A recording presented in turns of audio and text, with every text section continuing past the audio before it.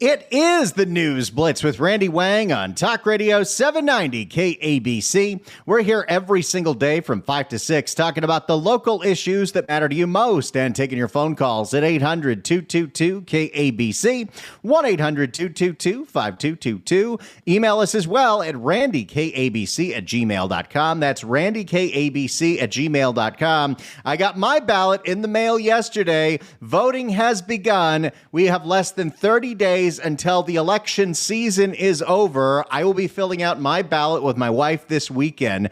There are so many races to cover, and we're going to try to use our time effectively on this show to cover what we can, because we try to go as local as we can here, and there are so many things and so many different campaigns. We're going to try to cover as much as we can so you're as informed as possible. So today we'll be talking to a few different candidates. We're going to start with a candidate who is running for Congress and a candidate who is running for Assembly.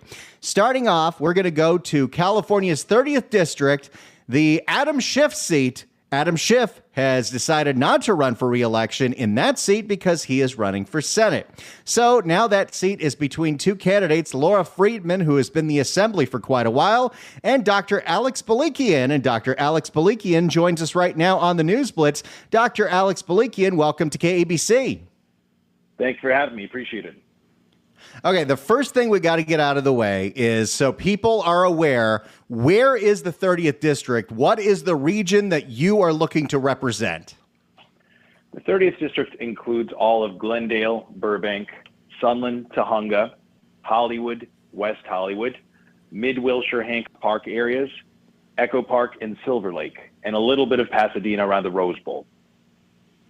That's quite a nice district you've got there. Huge. And I used to live right on the Burbank-Glendale border, so I know that area very well. So tell us, what made you decide that you wanted to run for Congress? I am a practicing physician. I'm still practicing medicine, in fact, and running my own solo practice. But I'm running because we need better public safety. From Congress, I am perfectly positioned to solve three problems that affect us locally.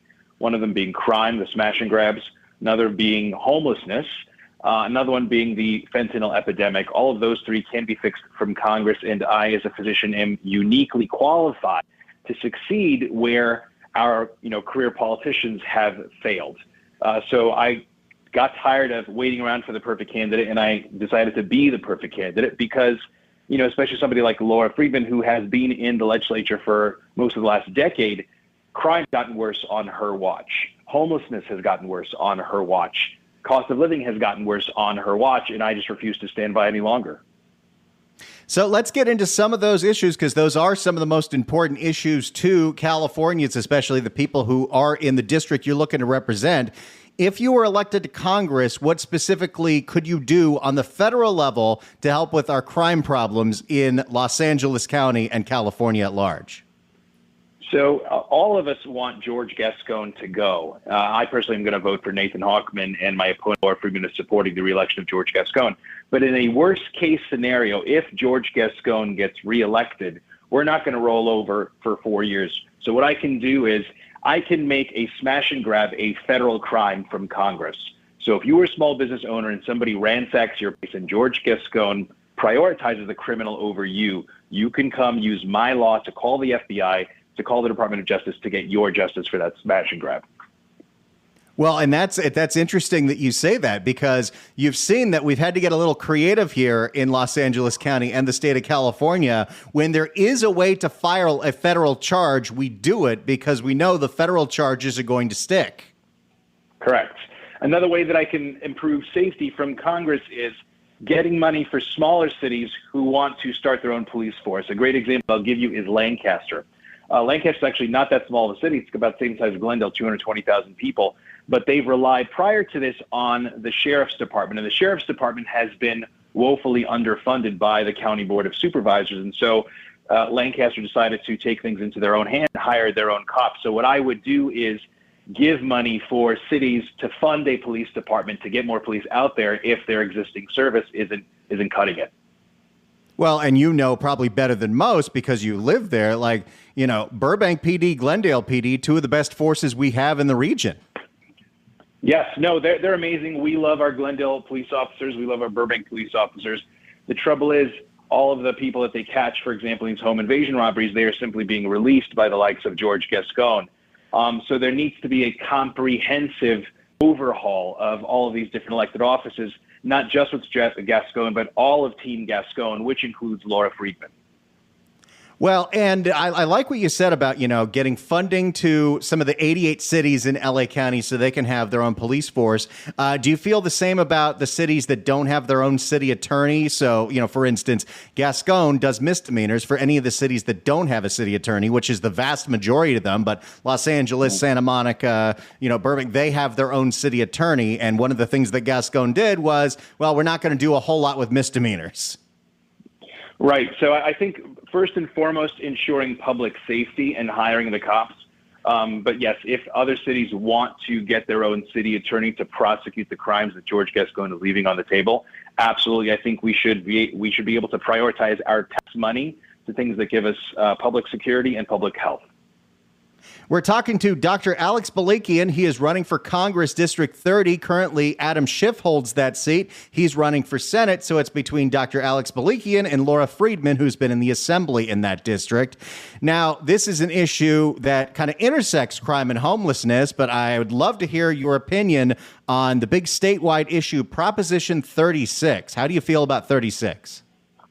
I think Proposition 36 should pass. Everybody who's listening to it should vote yes, not only for themselves, but also canvass their friends and neighbors. I grew up in a proud Armenian Deukmejian household, right? George Deukmejian in the 80s ran on public safety. He ran on catching and punishing criminals. So anything that will nip low-level crimes in the bud so that they don't progress into high-level or violent crimes, that is precisely what we need to do, and we need to restore law and order and public safety. Well, and one of the specific things that Prop 36 does is it tries to address the homelessness crisis where, thanks to Proposition 47, we turned any possession felony into a misdemeanor. And if Prop 36 passes, your third conviction of possession would turn into a treatment-mandated felony. I'm sure as a physician, you're seeing a whole lot of people out there on the streets with untreated disease that we're just kind of ignoring. Right.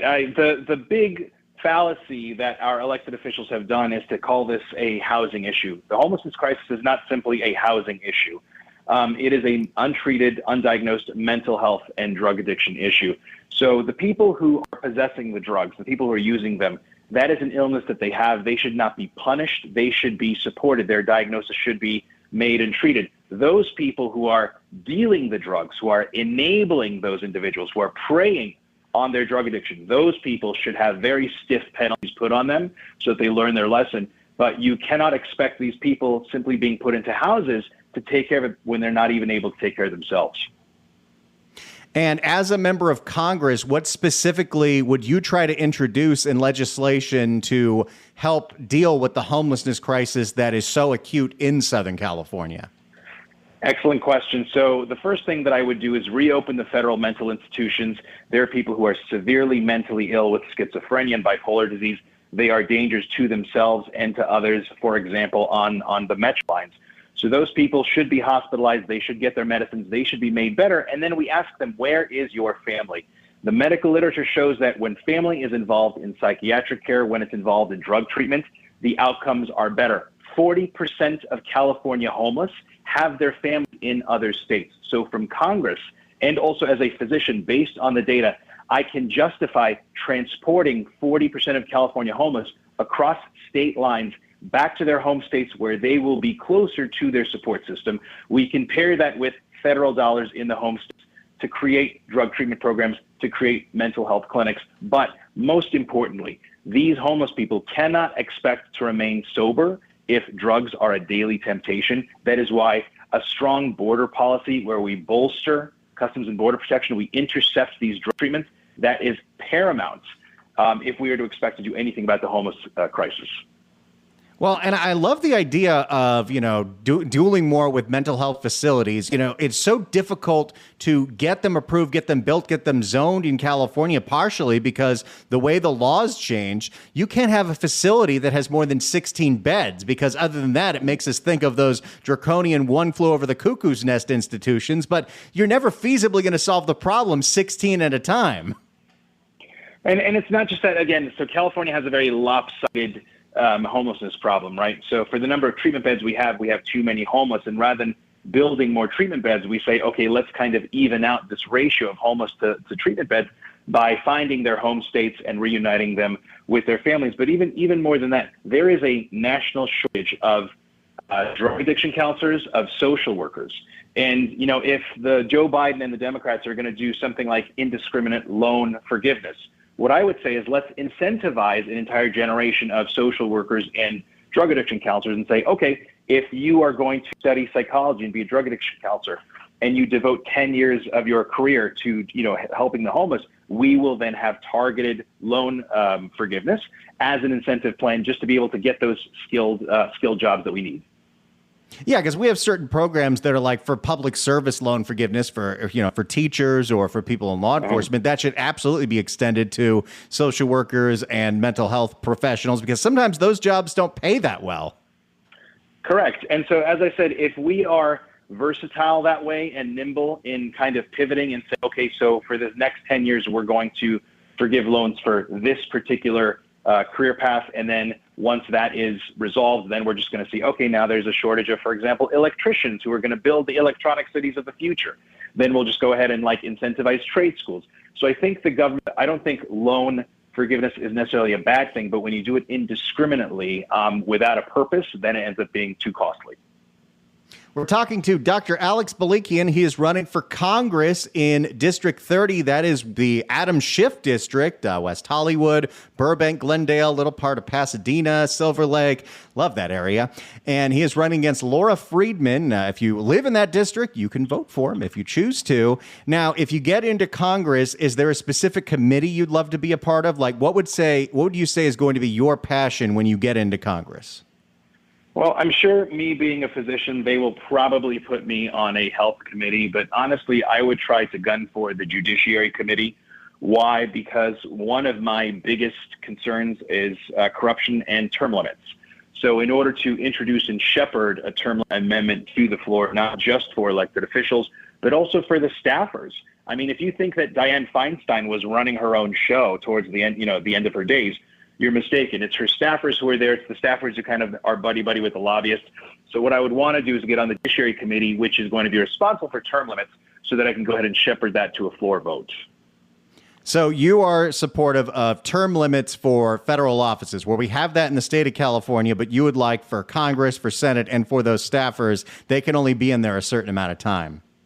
Absolutely. The people don't know that the Peace Corps has a 4-year term limit because they want fresh ideas, fresh faces. I would limit congressional staffers to 6 years, and I would also extend the moratorium that they have from leaving their staff job to working as a lobbyist from 1 year to 6 years. A lot of people say, oh no, it's a learned trait to know how to write laws and things in Congress. I'm a physician. I went through a 3-year internal medicine residency. It took us 3 years to teach other people how to save a life. You can do 6 years in Congress.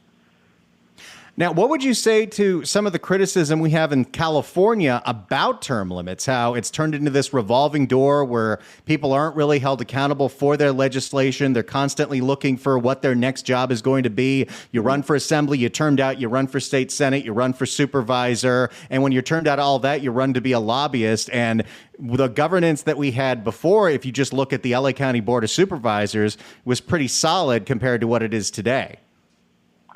Yeah, I think that is more correlation rather than causation. What I tell people is 2008 also marked the beginning of the slide of the California Republican Party from a contender to a super minority. And since 2008, and that was done because of the gay marriage amendment, I think a lot of people just soured on people telling other people how to run their personal lives. So I put that squarely in the fault of the California GOP because if they put up more likable, relatable candidates, then the Democrats would not have had a supermajority right now. And I think all of the party politics that they're playing are because they have a supermajority and don't have to care what the minority party thinks. Now, let's bring that up because you are running in a very blue district, a district where, you know, the incumbent has won by 30, 40 points in a lot of these elections. You are running as a Republican. How does a Republican win in that district?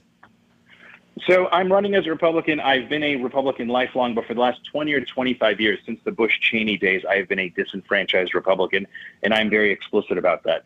I started this race as a no-party preference because neither of the two parties completely spoke for me. But then after about 2 or 3 months with, no name, no party, no support, I said, okay, I don't like this corrupt two-party system. I'm going to have to play the game, so I'm just going to run as a disenfranchised Republican. As far as the numbers in the voting registration in the district, this is a quote-unquote blue district. It is very heavy in immigrants, Armenians, Koreans, Hispanics, Orthodox Jews, Russian Jews. So those immigrant communities have common values. What are those values? Home and family, first and foremost, quality education for the kids, work hard so you can build your American dream. And so those are values that I, as a child of immigrants, espouse. So even though there's a quote-unquote blue district, there is a common set of values that people share, even though they are registered as Democrats in name. Their heart tells them to vote a certain way. Also, I am very fortunate to be running against a Democrat who is very disliked, even among her party. So there are a lot of Burbank Democrats, for example, who know Laura Friedman very well, who dislike her brand of far-left progressivism because she shuts out the more moderate Democrats. So we do stand a chance by walking that centrist line, which is what I'm doing. And we are benefiting not only from the immigrant population, but from Laura Friedman being so disliked among even her own party members. This current election is up in the air nationally. We're not sure which side is going to win for president. We're not sure which side's going to be controlling the House. Whether you're in the majority or in the minority, do you see yourself as somebody that can work bipartisan across the aisle and not do some of the nonsensical grandstanding that has Congress with such a low approval rate? Absolutely. So I have laid out my platform very explicitly on my website, and that is the platform that I will stick to. I won't stick to the National Republican platform, for example, because the RNC has given me zero support, so we don't owe them anything. If I get elected here, it's because the people of my district elected me, and my platform will reflect their values rather than the values supposedly in Washington. That said, also, I am a practicing physician. I have my medical practice, a very successful practice. It is not an existential crisis for me to lose re-election. So if I'm there, even in one term, if I vote by my conscience, honestly, for my people and not necessarily for a party, and that is because I'm working in a bipartisan fashion, if I lose re-election, I am completely okay with that because at least I was true to my conscience and to my people. Now, a lot of important jobs for members of Congress is to bring those federal dollars, like with the infrastructure bill, back to your district. There's been a lot of money that's been invested in transportation in LA County, but a lot of that has been turned to a whole bunch of bike lanes and bus-only lanes for Metro, even though Metro is unbelievably dangerous. What is your thought on all that? So my thoughts are right now, what is top of mind? Public safety, and also number two, the economy. The economy is in tatters because our federal government continues its deficit spending, and it continues to worsen inflation because they are disrespecting the dollar, and that is the currency that we use in our day-to-day shopping. So one red line that I will never cross, there are two red lines that I'll never cross. One that I will never cross is voting for deficit spending. So long as we have this large debt, I will never vote yes on a budget that spends more than it takes in. I don't care if it's a Republican budget or a Democrat budget. The other red line that I will not cross is an abortion ban. I don't think it's the government's position to insert itself in the doctor-patient relationship. Dr. Alex Balekian, the website, if you'd like to see what he's all about, is alexforca30.com. That's alexforca30.com. I'll give you 60 seconds. Make your pitch to the voters. Ladies and gentlemen, I'm Alex Balekian, a practicing physician in Glendale, and I'm running to replace Adam Schiff. I need your help, and what I would like you to do, please, is to vote early. Voting early allows us to get an updated list of who we have to chase after, and it is much easier for us to go after the low propensity voters if the high propensity voters declare themselves and we can cross them off our list. It is safe. I have always been doing absentee voting since I was 18. If you have any questions, please go ahead and visit our website and give us a call, and I appreciate your help. Dr. Alex Balekian, running for Congress in District 30, thank you so much for joining us today. Thank you. Appreciate it. We'll talk again soon. Good luck. 800-222-KABC is the phone number. 1-800-222-5222. It's the News Blitz with Randy Wang on Talk Radio 790 KABC. It's the News Blitz with Randy Wang on KABC. My thanks to Dr. Alex Balekian for joining us. When we come back, we will be talking to a candidate for assembly in the state of California in the Lakewood area, Paul Irving Jones. If you happen to be friends with people that are in a campaign and you want to get somebody's voice heard that you don't think is getting enough attention, go ahead and throw us a pitch at randykabc@gmail.com. That's randykabc@gmail.com. There are so many races and people get so distracted with at the top of the ticket trying to inform as best we can here. randykabc@gmail.com. It's the News Blitz with Randy Wang on Talk Radio 790 KABC. It is the News Blitz with Randy Wang on Talk Radio 790 KABC. We're here every single day from 5 to 6 talking about the local issues that matter to you most and taking your phone calls at 800-222-KABC, 1-800-222-5222. We take your emails as well at randykabc@gmail.com. That's randykabc@gmail.com. You should have your ballot in your mailbox by now. If not by now, the end of the week. Mine came a couple days ago. I'll be filling it out this weekend with my wife, and we're trying to address some of those local races, those local issues that are not getting nearly enough attention out there. So every week we're going to try to talk to a candidate or two. And right now we're going to be speaking to a candidate who is running for assembly in District 62, Paul Jones. Welcome to the News Blitz. Thank you for having me. So first things first, let's get this out of the way because this is a large area, but where is Assembly District 62? What is the region you're running to represent? Assembly District 62 runs from Lakewood to Bellflower to Paramount to Linwood, Southgate, Huntington Park, and Maywood. So it's pretty good size. Yeah, that's quite an area over there. So tell us about yourself and why you decided that you wanted to run for the Assembly.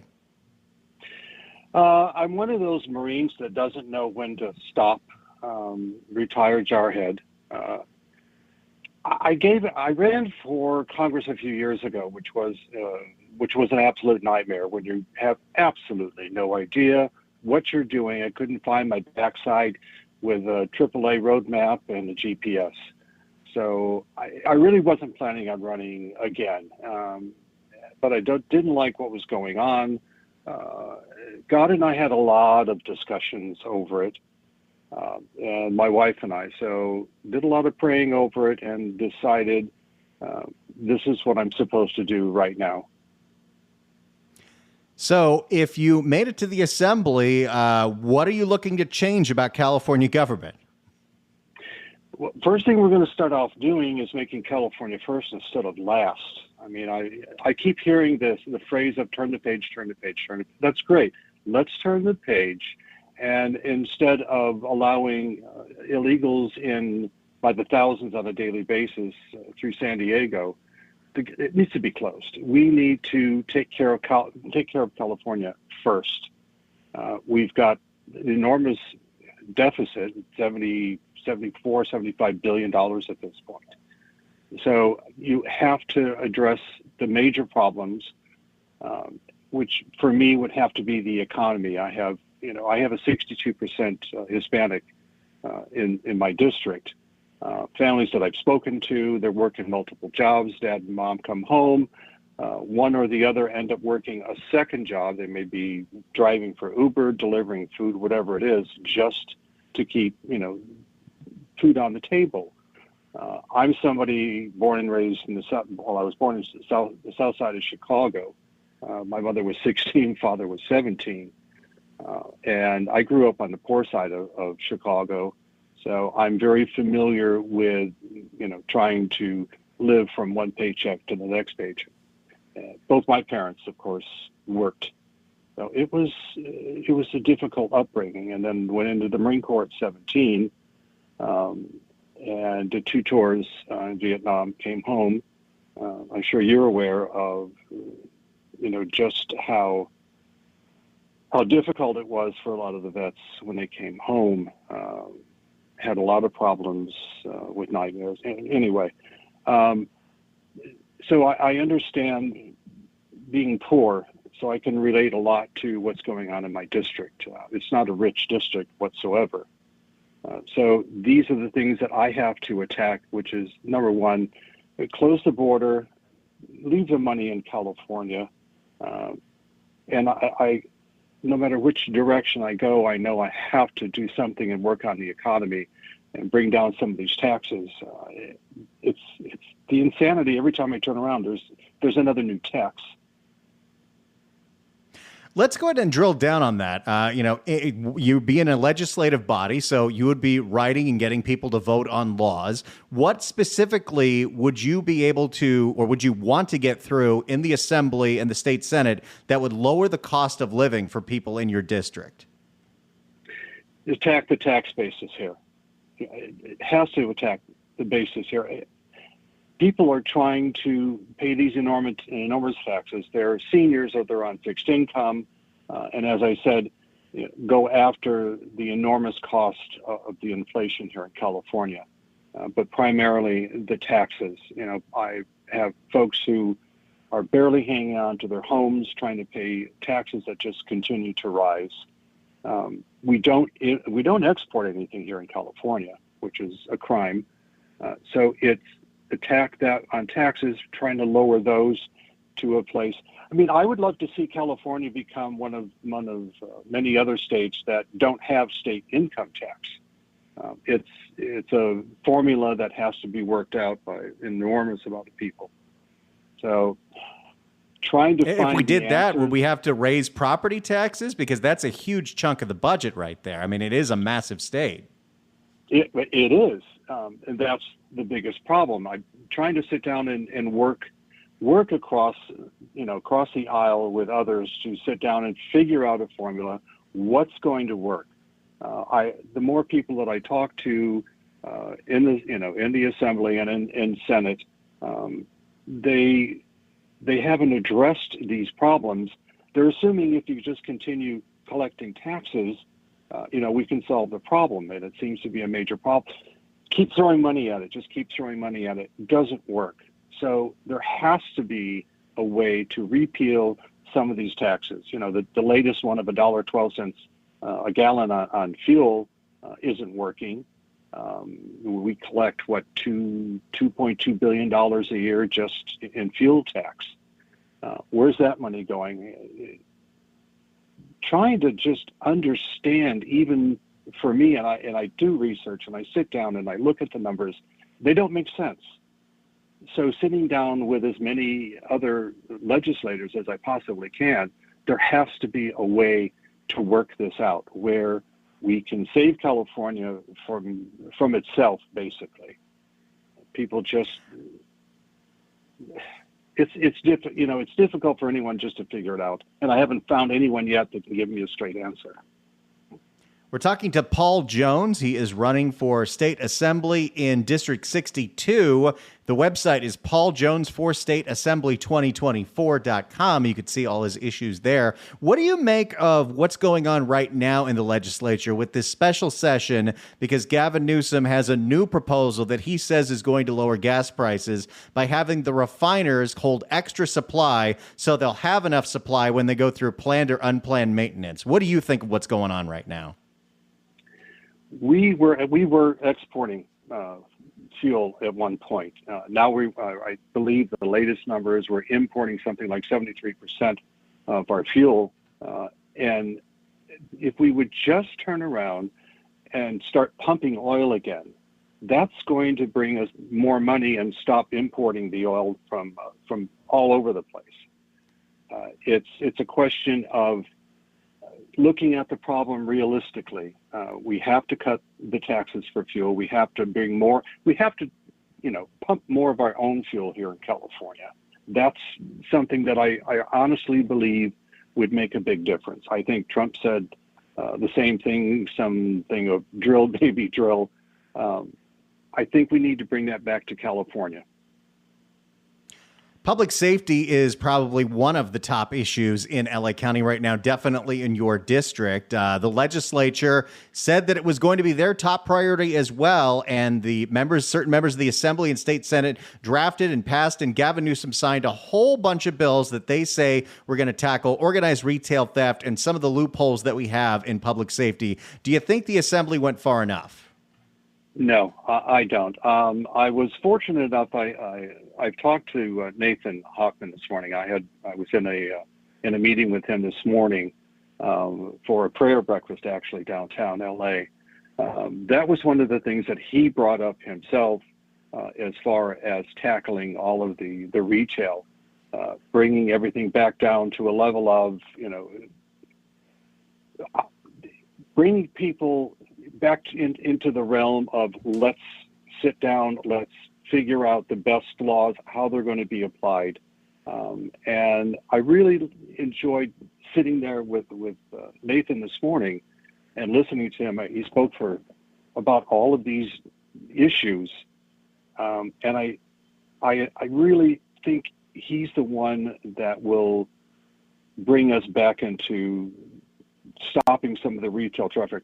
I've been in different stores, and I've actually watched it happen where they walk in, they start carrying stuff off the shelves, the manager's standing there. I look at him, he says, I can't do anything or I lose my job. And by the time the sheriff shows up, they're long gone.